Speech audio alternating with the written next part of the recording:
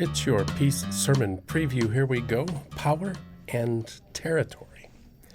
When someone or a group of people abuse the Bible and use it to degrade, exploit, marginalize, or reject a person or group of people, the ones who degrade, exploit, marginalize, or reject need to be stopped. Abusing the Bible to degrade, exploit, marginalize, or reject is never right. It is never Christian. It is never good.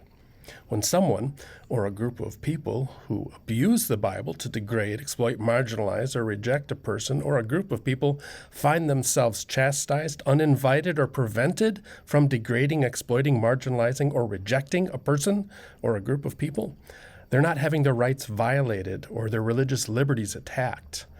Those who abuse the Bible to degrade, exploit, marginalize, or reject are being called to task for abusing the Bible, ignoring God's rules of love.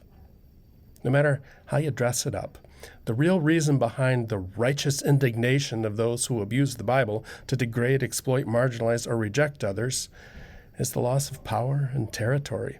People in power don't like to lose it. People whose power hold comes from degrading, exploiting, marginalizing, or rejecting others will try to make their cause seem righteous. It is not.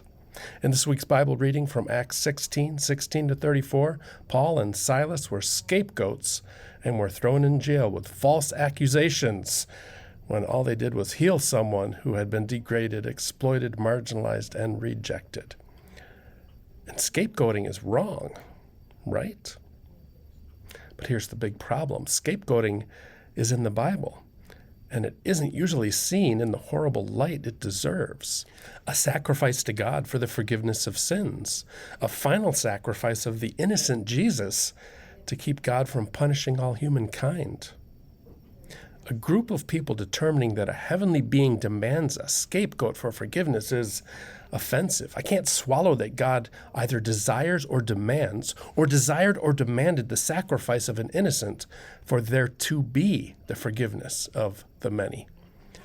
It's time to change our way of thinking. God was not and is not a feudal Lord who demands a scapegoat to forgive.